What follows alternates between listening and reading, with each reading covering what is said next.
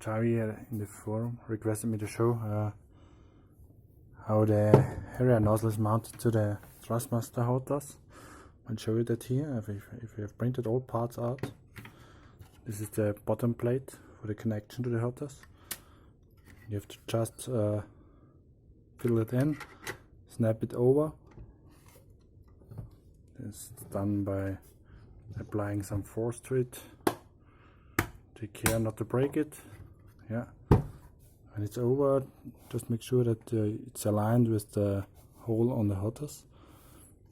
Obviously you have to remove the screw before, and you have to remove the screws at the bottom plate as well, these two ones.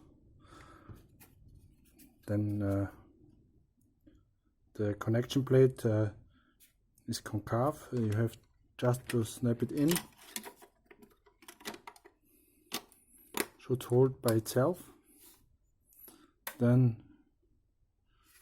place the screws in again, and it should hold very tight, very well enough to move the lever